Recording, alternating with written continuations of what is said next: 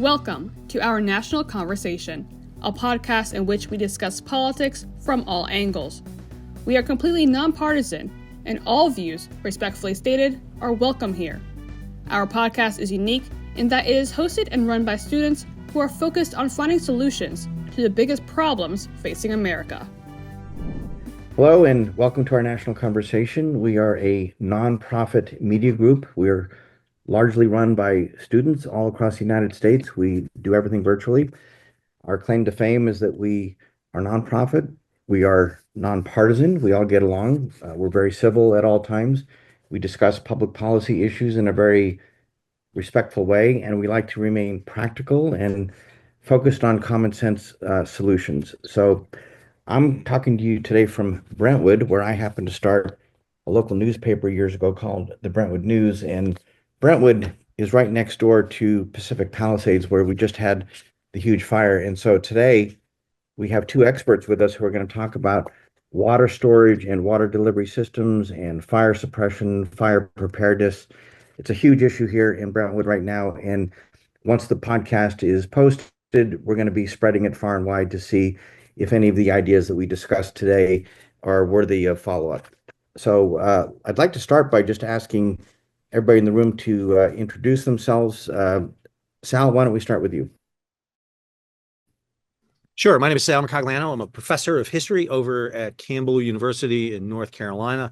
I'm a former merchant mariner turned academic, but I've been a firefighter, both paid and volunteer, for about 25 years. And in particularly, I did a couple of videos on my YouTube channel talking about the use of seawater in the fighting of the fire in the Palisades, either through a piping system to allow fire trucks to draft from the ocean or using fireboats out of LA and Long Beach to pump ashore. Steve Ritchie. Yeah, I'm Steve Ritchie. I'm the Assistant General Manager for Water at the San Francisco Public Utilities Commission. So I'm responsible for our water system from Yosemite National Park all the way down through across San Joaquin Valley into the Bay Area, where we serve 2.7 million customers overall. But we're going to talk mainly today about what we do in the city and county of San Francisco, which is the last customer on the system, where we San Francisco developed an alternative system for fighting fires starting in 1909 after the 1906 earthquake. So it's a fairly unique system. It's not one I necessarily would recommend somebody run out and do because it costs a lot of money. But on the other hand, I think there are some lessons that can be learned from our experience here. Great. Carolyn Jordan. Hi, I'm Carolyn Jordan. I'm a lifelong Angelino, a longtime Brentwood resident. I was recently served as the president of the Brentwood Community Council, and I am still involved with the Brentwood Community Council as its public safety chair, with the focus of concern being both crime and natural disasters. Great. Teri Kahn. Hi, I'm Teri Redmond Kahn. I live in Brentwood. I've been on the Brentwood Community Council, and I live in Mandeville Canyon, which is a 5.5 mile long canyon. I have been leading fire abatement projects for the last 10 years. Great. And Sam Taylor. Hi, my name is Sam Taylor. I often host the ONC podcasts, but I'm going to be here just kind of listening in on the conversation to maybe talk about some broader policy implications or how they relate to ONC's mission here at the end. And I'm the Chief Operating Officer at our National Conversation, the nonprofit that Jeff mentioned earlier and that is hosting this podcast. And I'm really excited to be here. Okay, so several weeks ago, I wrote an article. I don't know if you can read the headline here, but I proposed that we build a saltwater pipeline from the ocean, which is right off the coast of Pacific Palisades and Malibu, and then pull it up across the top of the Santa Monica Mountains so the water would be available for firefighters up there to use going down into the canyons where we usually have the fires. But in a very unusual and unexpected situation, this time in the Palisades, the flatlands, the area called the Alphabet Streets, also got burnt out, and the winds were as high as 100 miles an hour. So some people are saying this is something we just couldn't have foreseen or prevented or really dealt with effectively. I don't know, but it just seems like if we do a little bit of this and a little bit of that, it all adds up.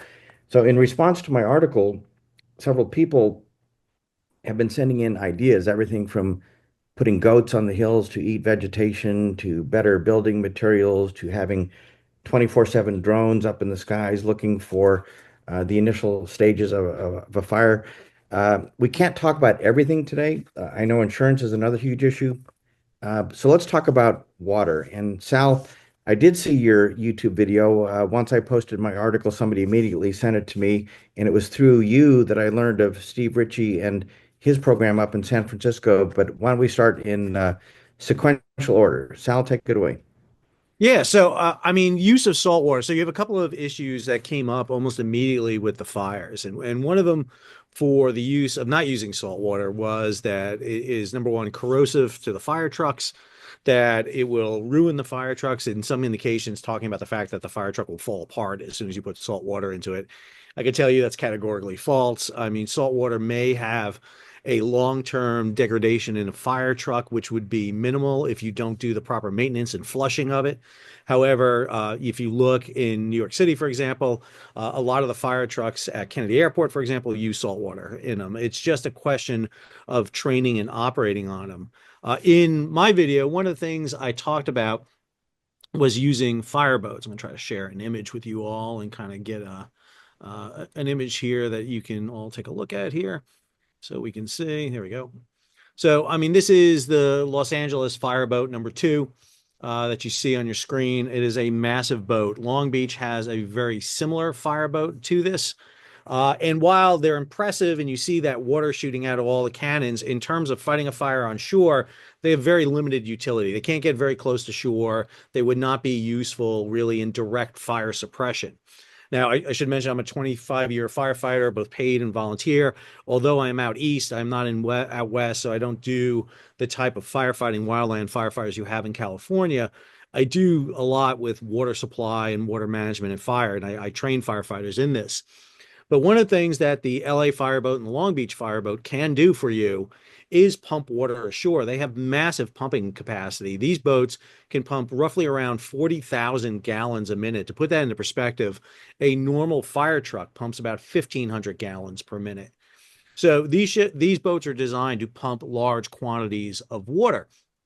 And when you have this kind of setup available to you, that means you can use these boats to do a variety of things. So, for example, pull up a map here. This is the bottom of Topanga right here, and Sunset over here. One of the things that you could do is set up buoys off the coast where these tugs can come from LA and Long Beach, hook into buoys. These buoys are floating, connected to a pipe that's underneath the sand, underneath the surface, and run even just to the beaches here at Topanga or Sunset. And they can just pump right to fire trucks that are sitting there so that you can shuttle fire trucks up the canyon with water. In a larger way, you can have what Jeff was talking about, a dry pipeline all set, ready to go. You're just missing the pump off of it. And these fireboats can sail from LA, Long Beach, come in off the coast, tie into them, and you have an endless supply of water that you can pump up. Now, I don't know what the head pressure, that's the pressure you have to overcome to get up the mountain, would be to go up there. It may involve hooking some fire trucks into the system to relay pump to push it more up the canyon. But this could provide you with an unlimited amount of water that's available there. You can also do something a lot simpler. I'll give you the image, and I did this in my video. At the very bottom of Topanga and Sunset, you have beach access where you can literally drive down almost onto the beach right there. For a fire truck to draw water from the ocean, a fire truck has to be no more than 20 feet above the sea level. In other words, they can't be higher than 20 feet above the level of water they're drawing from. This is a whole rigorous scientific issue with Bernoulli, and I won't get into details with you. But basically what you can do is actually create an area here on Topanga Beach Drive dips down a little bit, and then you have a pipe that goes straight down and then out into the ocean. Now, the water would fill the bottom of that pipe. And as long as the pipe is less than 20 feet from where the water is in the Pacific, you can hook a fire truck to it. You can pull the water up out of the Pacific, and that fire truck can then service engines and feed into them. There are many methods you can use to access this seawater. And one of the things that we were joking about at the beginning here, or talking about before this started, is there's a lot of concern about spraying salt water, that you're going to cause damage, you're going to kill vegetation and create problems. Now, I would argue that we've seen areas that get inundated with seawater and vegetation, grass grow back immediately. Now, of course, you have to account for the type of vegetation that's in Southern California for this. But I would say that the damage you saw during these fires, the chemicals that come from houses burning down, from vehicles burning down, particularly electric vehicles burning down, that leaches into the soil is much worse than what salt water would ever do. And with proper training and maintenance, you can do this. There was an exercise just a few years ago in the port of LA and Long Beach where the fire departments in LA and Long Beach practice using those fireboats. Those fireboats have connections so that they can supply multiple fire trucks to the beach. And if you have a way to hook in there and get that water ashore, you can do it. Again, a piping system using the fireboats, you can actually have a piping system set up ashore where you bring portable pumps and just hook them in so that you can pull that water from. There's multiple methods to do this. It just takes a lot of planning. When I did my video, it wasn't intending to be critical of the LA Fire Department for not doing this. They had prepared for it. You have to fight a fire the way you train to fight a fire. And if you don't train that way, you really can't fight the fire that way. And I will give my credence to the fire department out there. In those winds, in those circumstances, it was very tough to fight that fire. In that type of wind, you're not going to do it. However, what happens is, while this water may not have been enough to extinguish the fire, it could have provided you water to prevent the spread of the fire. And I think that's one of the key things, is to be able to establish your fire boundaries. And unfortunately, you're going to lose homes in that situation, but you don't have the total loss that you could potentially have. The worst thing on a fire truck is to run out of water and then not have any water available. The dry hydrants that the firefighters ran into is actually has to be one of the most frustrating things when you look down from the hill there and you see an entire ocean full of water there and you're running out of water. I'll hold it there so everybody else can talk. Before I turn it over to Steve, in response to my article, which I reposted on this system called Nextdoor, which generated well over 100 comments, people were really focused on this idea that we were going to kill vegetation. And in my mind, I was thinking, well, wouldn't you rather save your house than your garden in the backyard? And then it went on from there over and over again. I said, well, we're already using salt water because the super scoopers go into the ocean and grab the water in these big planes, and then they drop it on the fire. I mean, that's a whole lot better than letting homes burn down, I think. I did just real quick, Jeff. I did my video I did on that using seawater got 2.5 million views, so it got a lot of attention, and so I think it's something that needs to be done. Great. All right, Teri, I see you have your hand up. Why don't you go ahead real quick? You're muted. Sal, could you possibly give us some examples of where this is being used, where it's been installed, and how effective it's been? Well, I mean, you're going to hear it from San Francisco. I mean, San Francisco did it, and it's probably got one of the reasons you have salt water is, and I read the book that Steve talked about, the fire system. You tap into the ocean, but I mean, it's done in lots of coastal communities around the world. Canada does it in a lot of their ports. And again, it's just a matter of practicing and training and having the facilities so that you can drain the Pacific into your fire trucks. Again, you don't want to drive a fire truck onto the beach. That's not what you want to do and get it caught in the surf. You have to have kind of the area set up, but you can very easily, create an area where fire trucks can get within 20 feet of the watermark and be able to pull it. But there are many departments. When I posted my videos, I had multiple fire departments up in Oregon, up in Washington, up in Canada, along the East and Gulf Coast of the United States that do very similar things using it. You just have to have the procedures in place to flush your trucks and make sure you get the salt out of it and do a little bit more preventive maintenance for it. It may cause a leak in your truck in the packing and around the pump, a little earlier, it's not going to, I mean, most tanks are plastic. So, I mean, it's not like you're using cast iron. All right, Steve. Sure. A lot of people after the Pacific Palisades fire have asked me, what about San Francisco? Can that happen here? And my answer is our Pacific Palisades was the 1906 earthquake and fire. That was where San Francisco, had a, tremendous fire that burned much of the city, and they realized they needed to do something different. So I'm going to show a couple of slides here that I'm going to share onto the screen if I can get this puppy up. This is a map of San Francisco, and what you see here is a map of the low pressure hydrant system. Basically, we call it the low pressure hydrant system because this is the set of hydrants in San Francisco that are attached to the drinking water system. So that is the basic water system of San Francisco. So you see hydrants everywhere.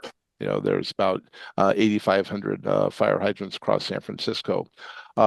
What happened in the 1906 event was the low pressure system basically broke, and so there were no water sources that were readily available to people, except in a couple of particular spots that turned out to be good. One is this, famous fire hydrant that is at 20th and Guerrero here in San Francisco that had a whole lot of water coming to it when all the other pipes were broken. And so every year on the anniversary of the 1906 earthquake, they go and they paint that fire hydrant gold just as a remembrance of what it took to fight the fire in certain cases.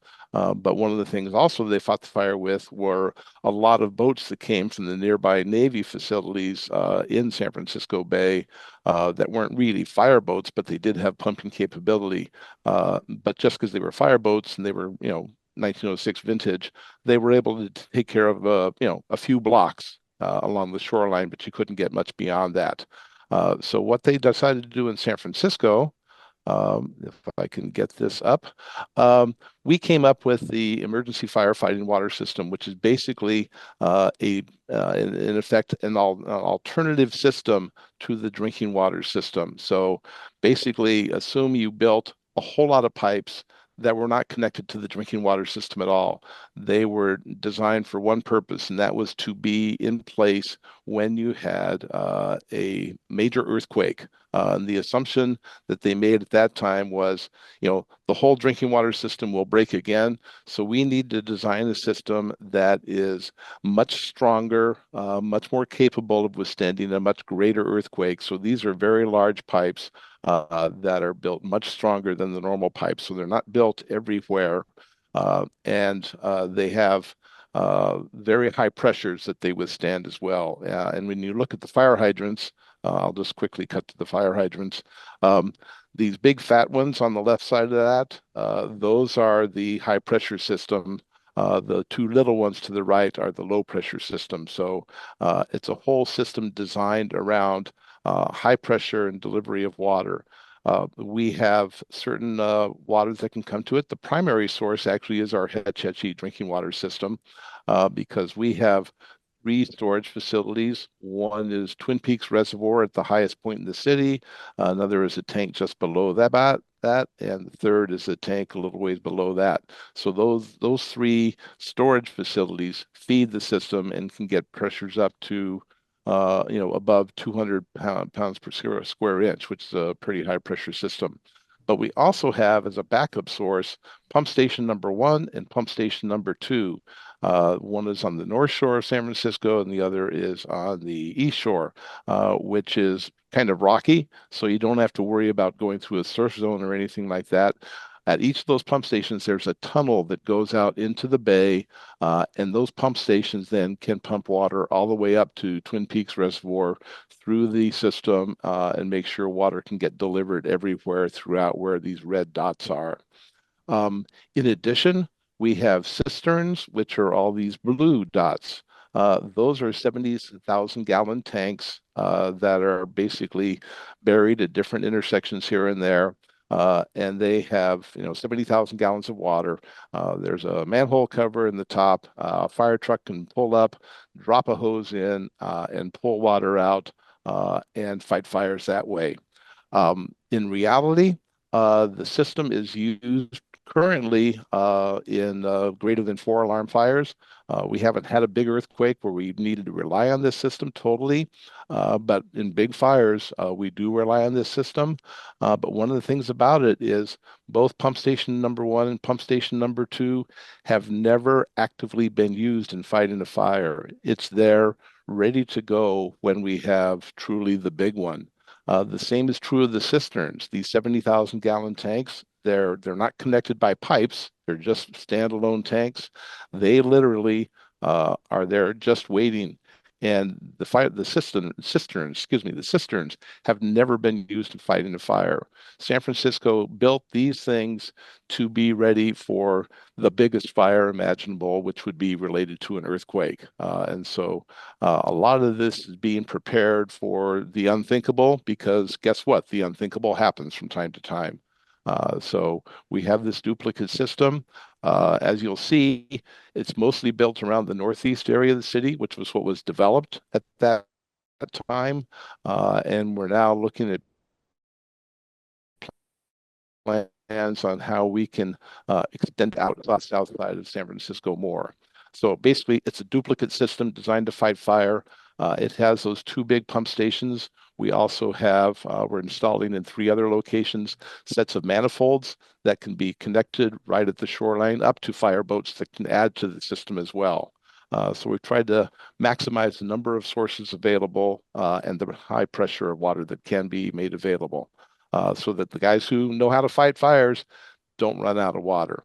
And that's the basic premise of the system. It's cost over time, a couple of $1 billion to build, and to expand it, it's going to cost billions more. But I think those are the kinds of policy questions that we're interested in answering. Well, as people like to point out very quickly, the cost of doing something like this might be far less than the cost of rebuilding after a fire sweeps through. Teri? Video You're on. muted. Yeah, I have a couple questions. First of all, how do you maintain that system, Steve? Well, we maintain the system. It's actually, our regular system is paid for by ratepayer funds. So the entire the duplicate fire system is paid for by general obligation bonds. We maintain that by, exercising the valves throughout the system. We actually have run one of the pump stations where we just ran a little water out into the sewer system, thereafter. Uh, the tunnels that bring in water from the bay, uh, we're actually unclogging them again because sediment moves around San Francisco Bay, so you have to dredge, the mud out every once in a while. The like I said, we've used it in 4 alarm fires. So in the last half dozen years, we probably used the system in truly real-time exercise probably about 10 times. So the fire department is used to using that. Also, the communication department and the water department is really critical, so that when we're using the system, we can connect things to a fire truck from both systems. We have to make sure we don't make a cross connection and screw up the drinking water system with it. So that's those are the kinds of things we have to worry about. But we have exercises regularly with the fire department on how are you going to do it? What about if we have this circumstance? What about if we have this circumstance? We just had a big demonstration with the fireboats talk about the bay, and you can actually bring in bigger diameter hoses and move water, even if you have trouble getting it out through the regular system for some reason, got some air brakes. But there are lots of different ways to make it work. Is there any merit to this idea of drawing a pipeline across the top of the mountains, or is that just too costly? Would it be a normal fire hose, or would it have to be some, 3 feet across tube? You would have Well, an issue. You have an yeah, issue with go ahead. pumping. You'd have an issue with pumping to do that. I mean, it's going up 10 feet is a problem with water, and so going up hills is always a big issue. It would have to be something permanent unless you're laying hose at the time. The bigger diameter, the better it is to pump. I mean, you get better dynamics out of it because you got to use more pressure the smaller the hose is. It's why fire departments will have on the back of their trucks about 1,000 feet of what we call a large diameter hose, about 5-inch hose. There are some departments out west, for example, that have reels of that stuff on the back of trucks. I mean, I've seen a lay of up to a mile long of a large diameter hose, but that's a portable hose. So you got to be careful with it. It can be run over, it can be broken, and you would have to have relay pumps on it going up a certain distance. On a flat ground, we have a relay fire truck every 1,000 feet usually. If you're going up a hill, you're going to need even more. So it gets to be costly. That's why I think a water shuttle becomes much more efficient in hauling water. This is why you have tanker task forces so that you can bring in and understand you can bring in and you can do work with commercial companies to have water trucks that can haul water 3 to 5,000 gallons, and you pay them a certain money and they put on the back of their truck a quick dump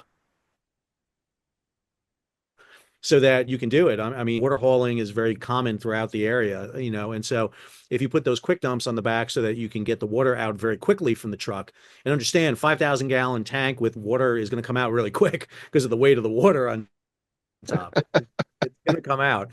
We use my department, we have 1,500-gallon tankers. We have neighboring departments that have 3,000-gallon tankers. We can get water out of a tanker in less than a minute.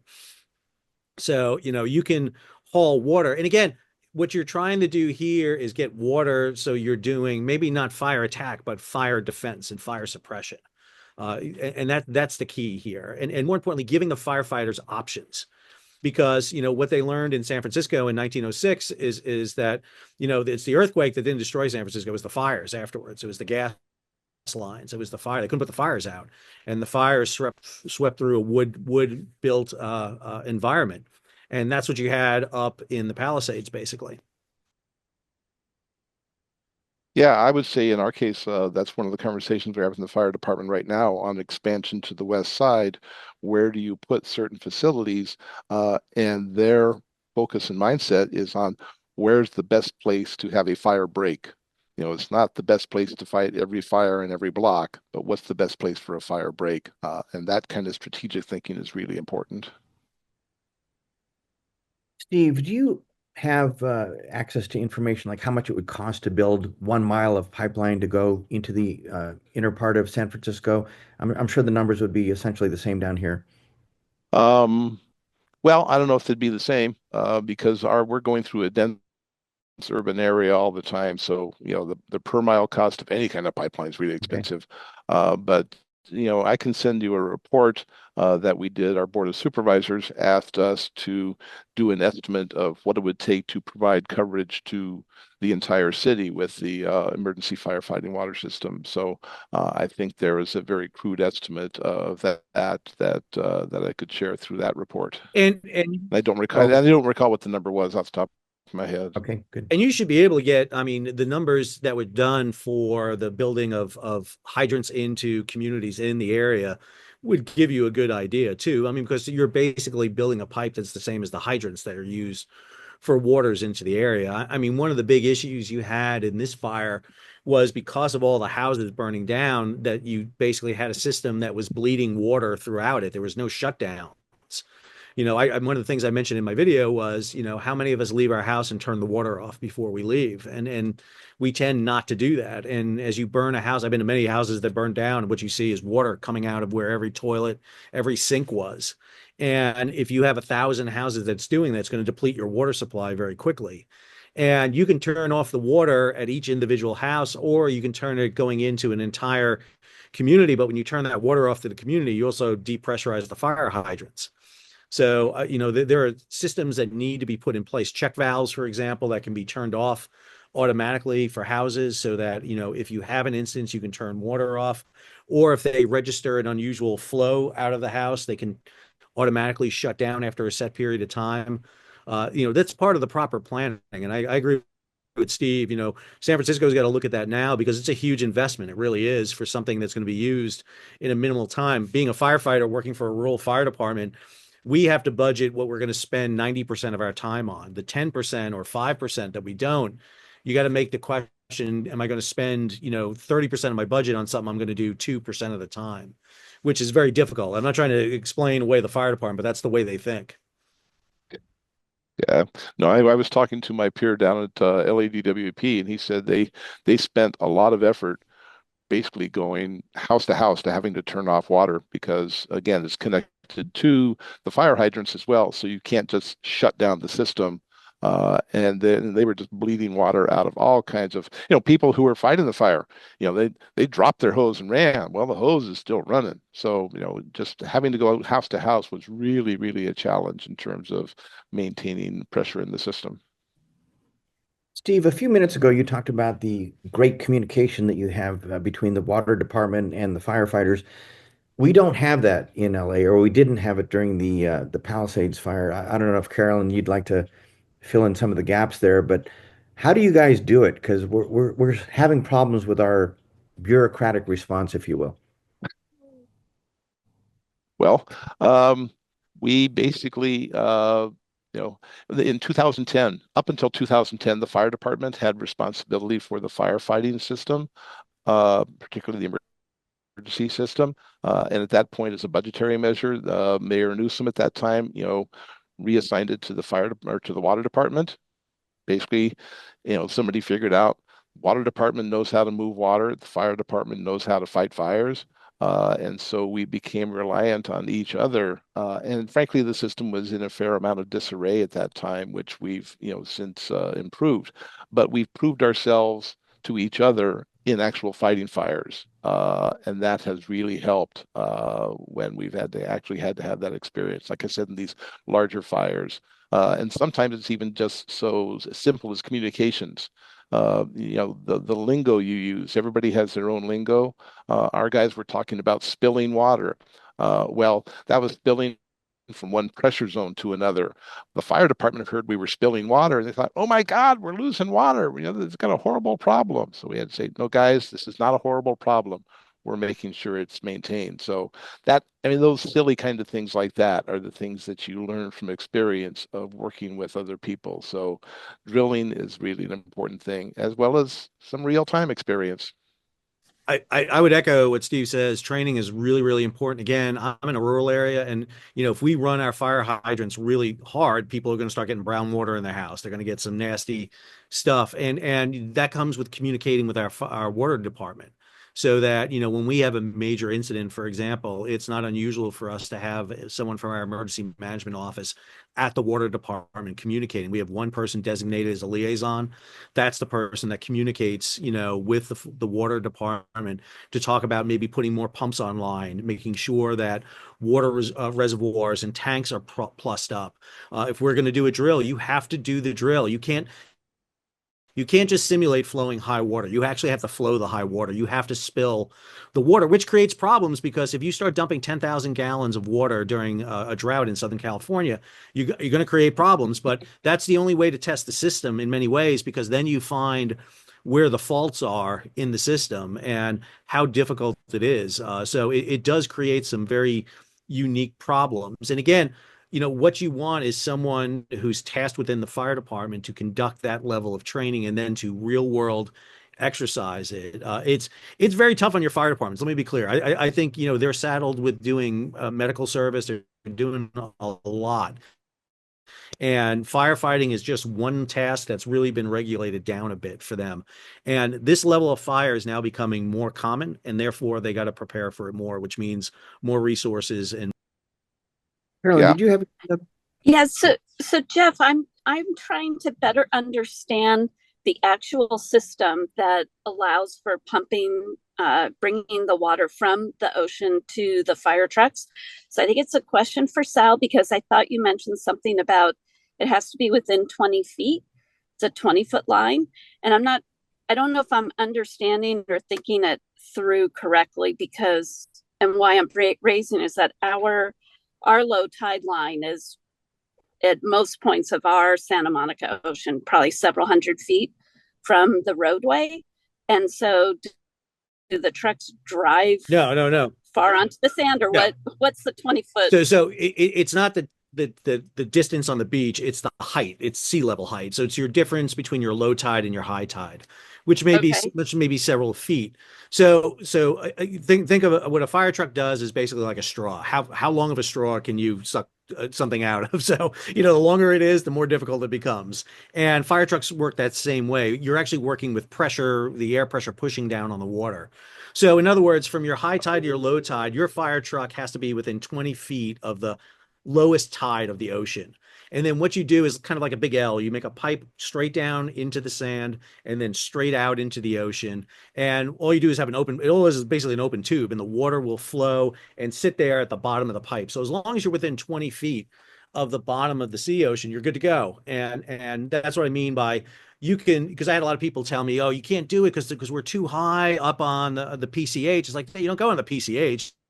You go down toward the lower level, or you build an area where you bring your trucks down into a dip or a lower area, and you can pull seawater. That is the cheapest way. One of the things I talked about in the video was, okay, let's do a cheap thing. This is the cheapest thing, a pipe into the ocean, pull your fire trucks up, suck water, and then you pump it up.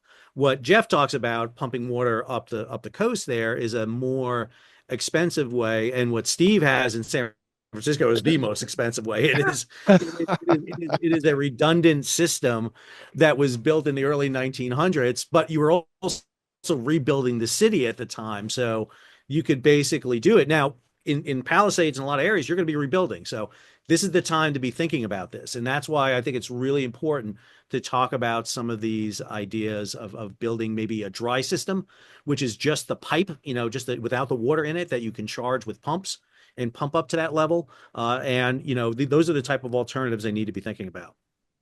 Those two pump stations. Go ahead. Oh, and so I'm also curious whether gray water is also a potential source for firefighting and for filling up cisterns, if that was part of the enhancement of LA's water delivery system for purpose of firefighting. Can you, we're going to be repiping a section of an entire city. Can you capture water from yard use and fill cisterns and make use of it, or is that just not done?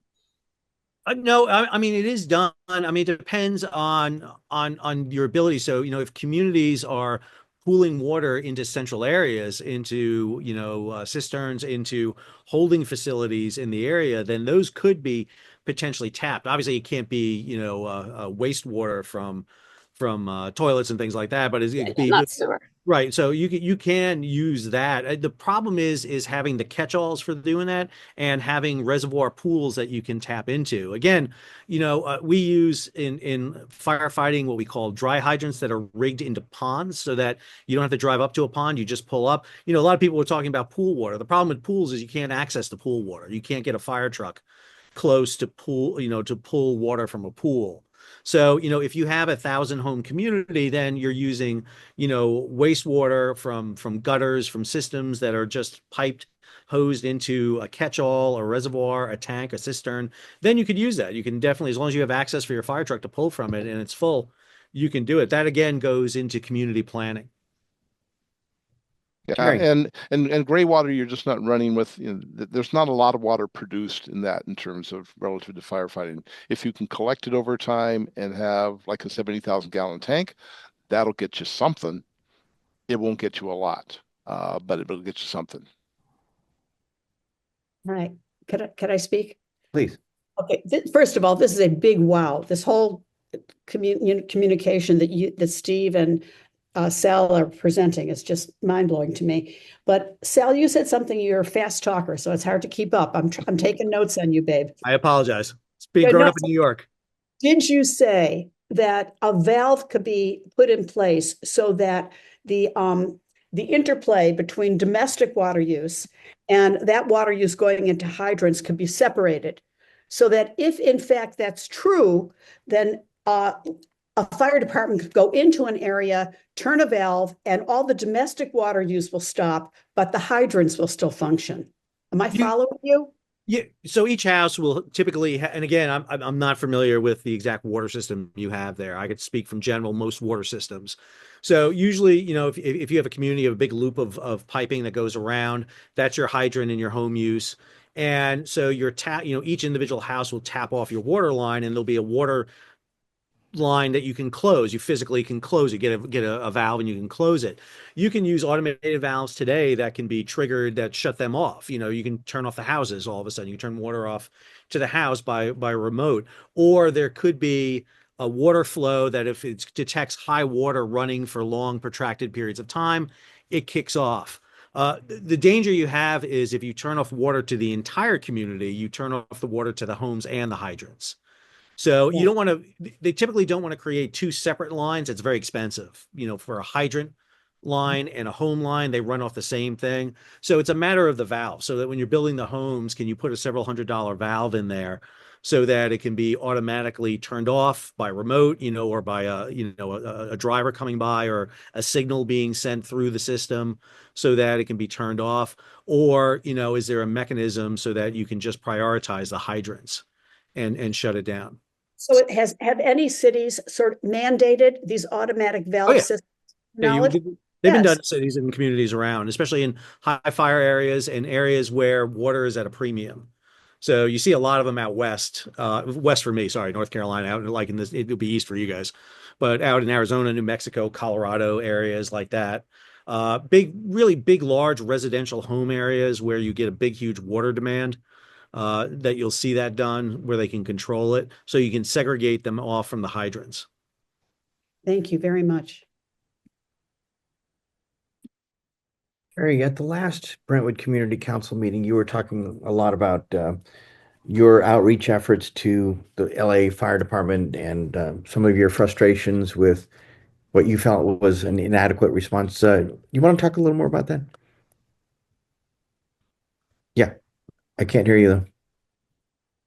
Yeah, I know. I sort of was speaking in frustration. One of the problems we have in our fire department in Los Angeles is a very bad problem on a local level. I know that they have reasons for it, is that they keep rotating the firefighters. And so we have a local station, and I have worked with the guys over time, maybe over a decade, to show them the ins and outs of Mandeville Canyon and our particular quirks and how to keep us safer and how to get us out of there in case of an emergency. And I've been reassured over and over again that they know they've got it. They don't need me to keep reminding them. But then a couple of years go by, and I want to make sure that they're still keeping their commitments, because from my eyes, they're not keeping commitments in terms of brush clearance and so forth. And it turns out it's a whole new crew, and they have no idea what I'm talking about. And they act like, oh my God, you could use this road to get out of here. Whereas 2 years before, I went through there and I showed that fireman how you can get out of there. And that's why I asked the question earlier about maintenance. And I was so delighted with the answer that, in fact, you do drills in a sense. You try it out. You keep making sure that the process that you have put in place is actually working. We have done drills in Mandeville Canyon. And only through doing the drills do we understand where the weaknesses are in our system of evacuation. Yet, I feel like I'm telling tales out of school. Our fire department doesn't want us to do active drills. It's the whole thing is bizarre to me. Do you Why is think that? do active drills? It's a lot of work for a citizen to put this together. Why don't they want to? They say it doesn't help them. And so what we did last time was we did a test drill to make sure that everybody got the signal to evacuate. And over 50% of our neighbors did not get the signal. We put together a report. It was very extensive. We gave it to everybody. We gave it to our councilwoman. We gave it to Jackie Irwin, who was our assemblywoman. I think we gave it to Ben Allen's office, our state senator. I guess it's just sitting on their desk. I don't know. Nothing's been done to help Mandeville. We don't have cell service in our canyon. We do in individual homes if you go through your Wi-Fi. but if the Wi-Fi fails, there's no way to get a hold of people. So I don't want to go on and on and on, but I just want to say that drills and testing out the system to make sure that it's really solid is very important. And I really do understand and appreciate what you're doing in San Francisco. Steve. Actually, I can speak with a little more personal knowledge. I live in the Oakland Hills. I was evacuated in 1991, and we learned a lot of lessons from then. Actually, this year, because of budget problems, there was a proposal to close uh, 3 fire stations that are rarely used that are up in the highest part of the hills. And there was a big outcry about making sure that didn't happen. And so they are being maintained as open so that the firefighters can be part of that community up there.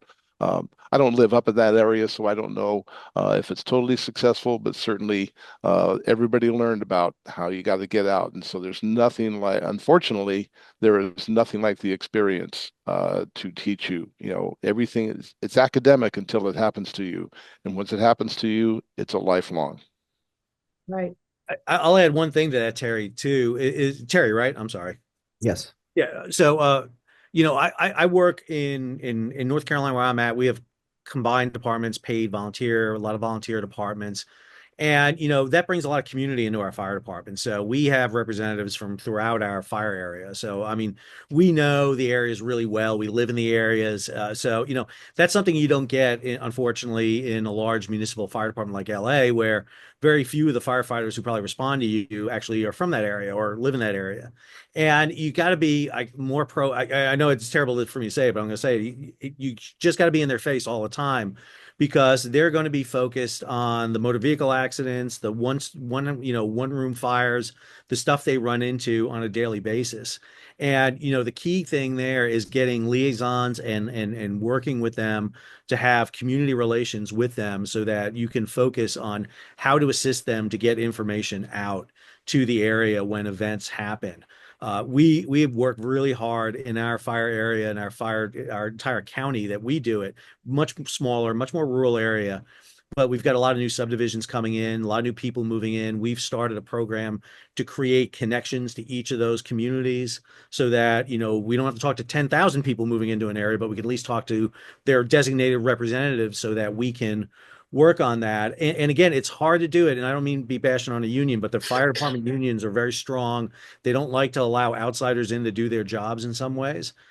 So it really becomes your community leaders, your elected officials, really pushing on LA County and the fire department to incorporate them in as much as you can. And you got to be that problem, Teri. Don't worry about it. Be that problem because if you're not it, they're going to rotate out. They rotate out of the firehouse. Somebody new comes in, but you should have direct relationship with whoever is the battalion or the assistant chief in the area who oversees Mandeville Canyon. I mean, there should be a relationship between all the citizens in that area and that designated person whose area and district that is, because that's somebody's district in that department. There are a lot of ideas flying around right now in the aftermath of the fire. And one is in the rebuilding of the Palisades, we should build some affordable housing for public servants and first responders. It could be our teachers, our firefighters, our police department officials, so that they would become part of the community and they would be right there when the next fire or other emergency broke out.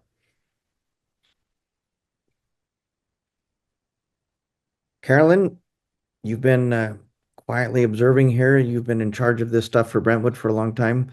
Are you gleaning any information from this that you think might be helpful to our community?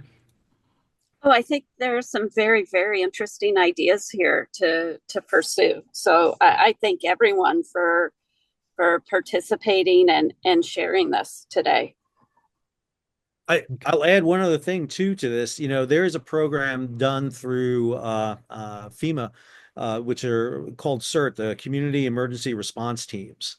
And CERT tries to develop community responses to emergencies so that you would have in place an organization that kind of what Teri was talking about, where you may have designated people within Mandeville County, for example, Mandeville Canyon, excuse me, that can be alerted to, okay, here's what's going on. Can we get that information out? And so that, you have a system in place to do it. CERT team. And it doesn't make you firefighters. You're not responders or anything like that, but it gives you some Yeah. assistance. I don't know if you've And tried that before. LA has a CERT program, and one of the things that was very frustrating to me was that I had various members who had trained in CERT reach out to me saying they weren't being tapped to help in any way, shape, or form. And I don't know if that had to do with Cal Fire coming in so early and taking this over, or why, but somehow some of the volunteer resources we had available and wanting to help, as best I know, were not tapped. Yeah, and that's a inherent problem when you start bringing in bigger organizations that don't want to go into that. And again, it comes to being the pain in the butt and just being on top of them all the time. And it goes to what Steve was saying, training, that you're there on a constant basis. It's hard. It's hard for volunteers to do things and be yeah, involved in all the training. It gets to be very difficult.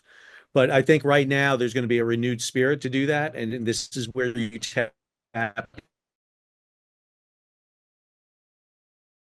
into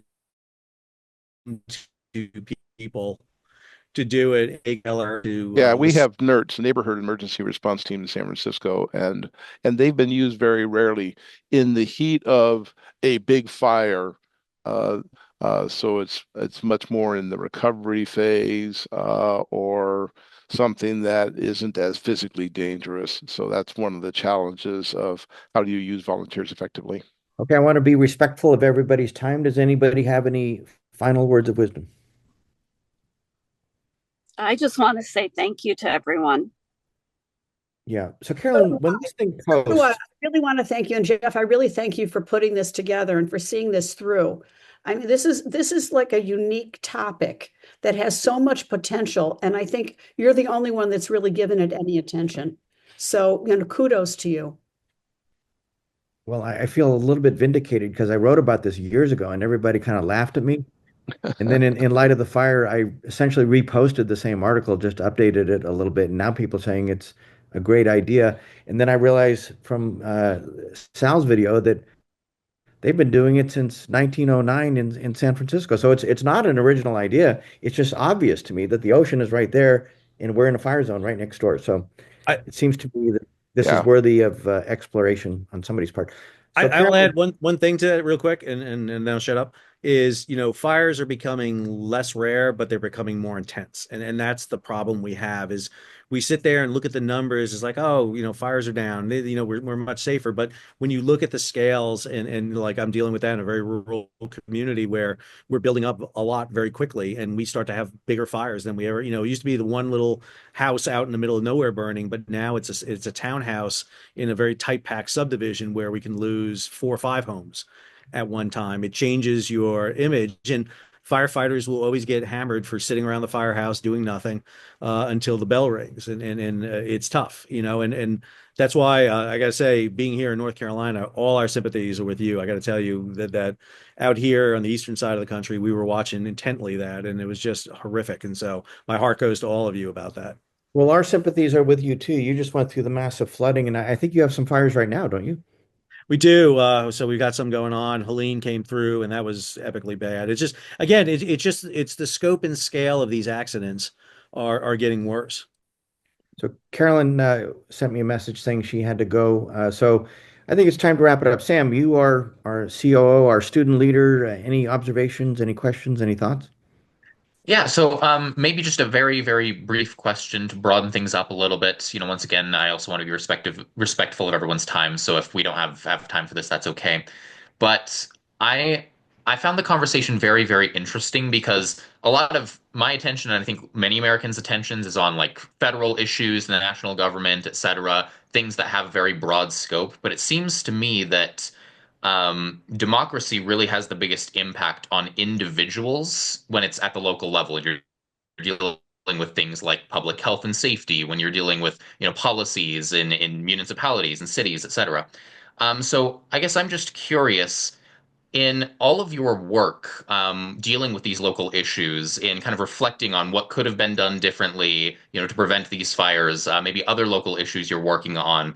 Are there any, I guess, either trends or just kind of broad principles you're noticing about the current health of local government. How well things seem to be working, whether there's any like major obstacles. I know this is a very broad question, but just like, as you've been trying to solve a lot of these issues and create communication and create change, like where are kind of the holdups existing across these policy issues, and what does that reflect on the health of our democracy at its most fundamental level, which I would say is probably local government. So I'll just kind of open it up if there's any responses to that really, really broad and ambiguous question. Well, I could respond to that. Okay, as I said, I've been a lifelong high school teacher, but never in a public school, always in a private school. So I never had to deal with bureaucracy before. But in 2011, I joined the Brentwood Community Council, and that was around the time that we were changing over from one mayor to another mayor. But I had a chance to work with City of Los Angeles officials. And what kind of amazed me is the new mayor brought in a more positive can-do attitude. That was Eric Garcetti, by the way. We went from Villaraigosa to Garcetti. Under Villaraigosa, every answer seemed to be no. Okay. And under Garcetti, the answers were more like, well, we'll try it. Now, that's not because I was talking to Garcetti himself. I never spoke to him, but the message filtered down through the ranks to where the guy who was perhaps, because I was trying to plant trees in one of our public areas, he would come up with an idea like, well, I'll try it. In other words, there was a willingness. I think who's at the very top does make a difference in terms of setting a tone, if that's helpful. Well, we're certainly seeing that at the national level right now. One of the things that we focus on at our national conversation is polarization and trying to reduce political tensions from the left versus the right and that sort of thing. Do politics and partisanship ever enter your guys' livelihoods as you think through how to best deal with fires and water issues?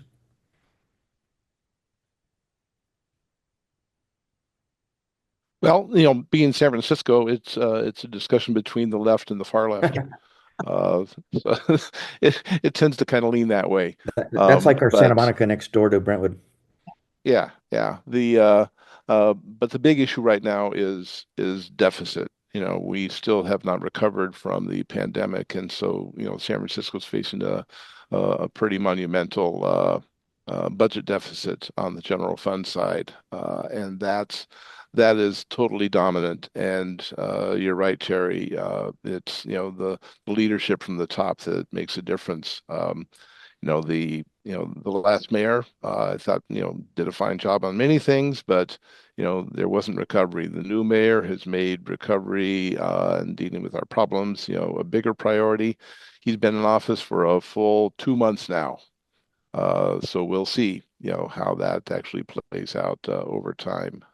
But yeah, local government is a real contact sport. Yeah, we have a huge deficit here in Los Angeles also. Sal? Yeah, I would just add, I'm a chair of a department that's history and criminal justice and political science. So we look at this all the time. And I will tell you that I've been running my YouTube channel for 4 years. And the thing that makes my YouTube channel grow, unfortunately, is accidents. I'm dealing with one right now with a ship on fire. And, I get viewership, but I always find those moments an educational moment. What can I teach people about it? And I think, you have to take the best out of a tragedy and really run with it and get people polarized about what needs to be done at a local level, get people into meetings, get people there. A lot of people will sit there and say, well, now's not the time to talk about this stuff. Now's the very much time to talk about it. And you have to talk about it now because people are aware of it. We have a very short attention span, not because we're squirrels. It's because something else is going to come along and we're busy, and people need to understand that this is an issue and it needs to be addressed, because while it's affecting your community, it's going to affect somebody else's community next. And that creates the motion. So I think local politics is where all politics happen. That's the most important area. And, you really got to get people galvanized. You got to get fire department to understand that, listen, you work for us and you need to abide by what the population wants. And this is what our big concerns are. What are you doing to address this? And then hammer it home time and time again. And it's hard. It's a hard thing to do. Change doesn't come very easy. We like inertia. We like the rock sitting still. We don't like get it rolling. And so I would argue that you always got to kind of keep chipping away at it. And that to me is the key. I've been talking about global shipping for 4 years now. And I finally see it making some inroads in the mainstream. And you guys got to do the same thing when it comes to fire prevention in the hills, to the west of LA.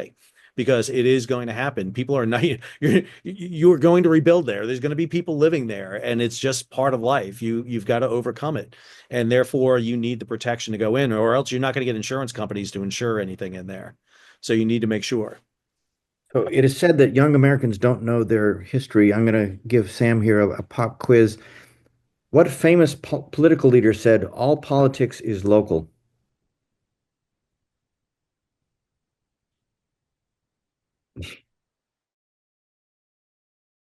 He might be Sorry, Googling. my thing wasn't unmuting. I'm afraid, Jeff, that I'm going to have to disappoint you and can I prove your point? I'm not sure who said Okay, that. Tip O'Neill. Yeah. Tip O'Neill. Yeah. I'll look into it. And he was Speaker of the House when Ronald Reagan was president. Tip O'Neill was a Democrat. Ronald Reagan was a Republican. But the two got along famously. They would fight all day, and then at nighttime they'd get together for cocktails. So that's something that's missing in America these days, and we hope to bring it back here through our national conversation. And by the way, this was an experiment for us. We usually talk about national issues. This is our first foray into the local scene. I thought it went very well, and I think we should do more of these in the future, Sam. All right, guys. Absolutely. I think it was a very useful discussion and just really puts into perspective the sort of thing that occurs at the local level that really doesn't garner much media attention. Yeah. Nope. All right. All right. Thank you very much, everybody. Thank you. Bye. Thank you. Bye-bye. Pleasure. This podcast was brought to you by Our National Conversation, a place where students generate policy solutions to the biggest problems facing America. Join us in freeing political dialogue from hyperpartisanship. To learn more about what you heard today, check us out at ournationalconversation.org. You can also follow us on social media at Our National Conversation to show your support and keep up with our latest efforts.